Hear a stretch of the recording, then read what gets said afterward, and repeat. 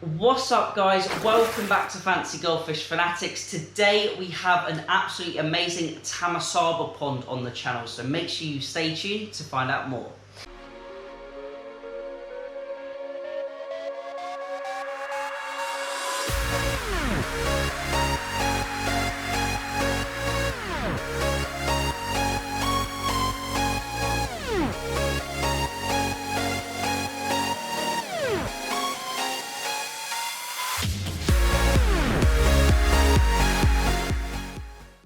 Hey Fanatics family, welcome back. As always, check out those links in the description and make sure you're part of our Fanatics family Facebook group. Recently, back in December, we actually passed the 50,000 member mark and we're absolutely sailing our way through to becoming one of the biggest goldfish communities in the entire world, which is absolutely amazing news. So today's video, we're actually going to be talking about Tamasaba and in particular Keith S's Tamasaba pond. I'm going to put a link down to the original video that Keith S put on his channel, and we're going to be having a close look at this Tamasaba pond in particular. It is very lightly stocked, but it has some absolutely gorgeous fish that we're going to be putting on the video in just a minute, so make sure you keep watching for that.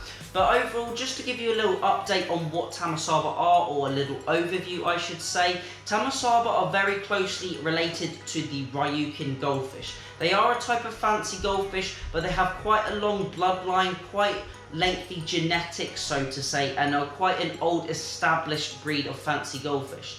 Now these Tamasaba can get to very large sizes, and I'll just put a picture on the screen of this absolutely monster Tamasaba. You'll notice they get a lot bigger than your standard Ranchu, your telescope eyes, your butterfly moors, anything like that, or shabunkins, etc. They are really big fish, really big body fish, and a lovely round shape to them.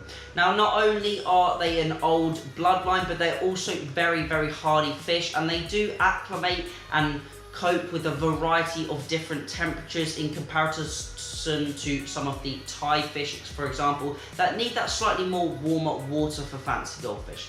Now these Tamasaba can live outside in ponds year round, and they are very similar to the Japanese top view Ranchu that I have outside in the pond, and they can cope with really low temperatures because they are a really nice hardy strain of fish. Not only are they hardy, but I find them very beautiful, and I think they have such a cool presence, especially when they are larger and especially when they are sort of 3+ years old.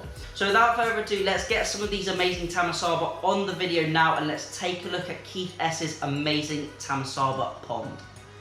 So just before we get to see the fish up close and the pond in its former glory, you will be able to see that the owner is actually doing a very large water change on the system, removed loads of water to give these fish lots of fresh water for their environment. But you'll notice these fish are absolutely huge, really round in size, and here we get to see the fish in a little close-up. Keith S, the owner and content creator of the videos, is showing us how big these Tamasaba are, and these Tamasaba can get a lot bigger than this, as I showed previously at the beginning of the video. Now these Tamasaba, although not fully grown, are still absolute chunks of goldfish. I would say these are 5 to 6 inches long and at least 4, if not potentially even 5 inches deep. They have absolutely huge bodies on them, and they are very similar looking to the Ryukin. Now here we can see the pond is now full up after their water change, and you can see the absolutely huge space that this fish has, or these fish have, I should say.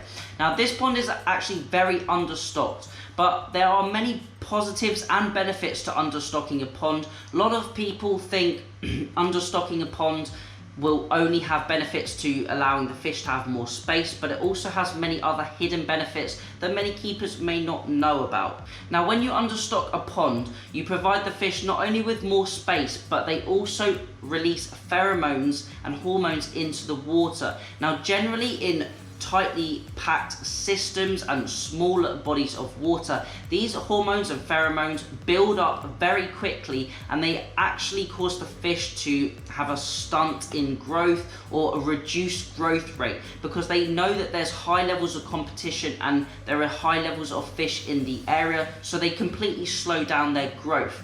If you have a large body of water with a low stocking density, the fish generally will grow bigger if given the same environment environmental factors like the same amount of light, food, oxygen, etc. And they will generally grow and be a lot more healthier.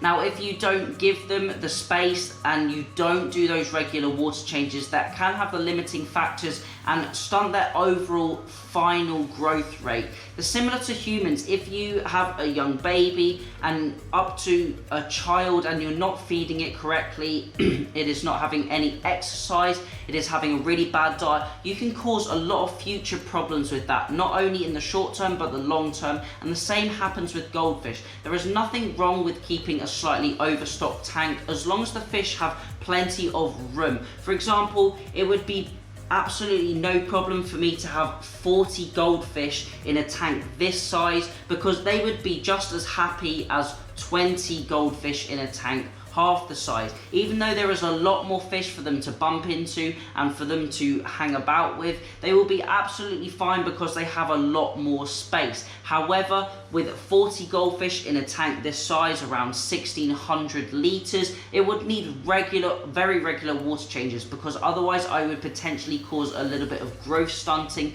reduced growth, and the nitrates especially would be through the roof, phosphates would be really high up, and it is not good for the genetics of the fish and the fish's health long term. So that is really important factor about overstocking or understocking. We can also see we have some other fish, maybe rice fish or Medaka rice fish, something like that in the pond, adding a little bit of a schooling shoal, I should say. And I really like the use of the plants as well throughout this pond. Similar to the other pond we saw on our previous tank tours, the plants really help with reducing those nutrients in the water. And going on to what I said earlier about overstocking or understocking and reducing pheromones and nitrates and phosphates in the water, these plants are really helping to suck all of that out of the water, giving the fish even more chance to grow bigger and grow much faster as well. Not only having the plants but also having the algae all along the bottom provides them with a real natural food, allows them to forage, because these Tamasaba are a lot more closely related to the common goldfish in comparison to something like an Oranda or a Ranchu. It lets them forage through that for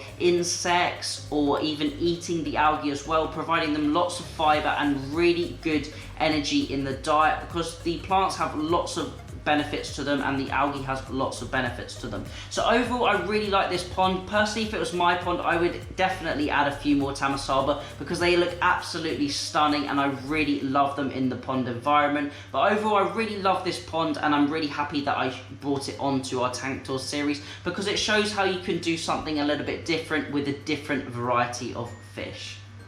So I hope you enjoyed seeing those Tamasaba and the other little rice fish or whatever those other fish were that were in the pond joining them.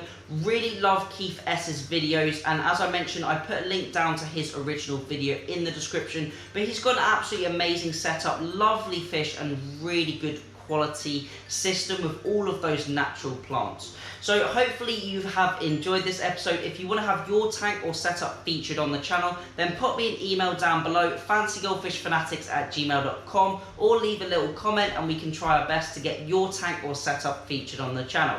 If you've got any questions or you have any future video ideas, also leave a little comment down below. I answer all of the comments on the channel. But as always, thank you all for watching. Remember to keep those water changes up and happy fish keeping.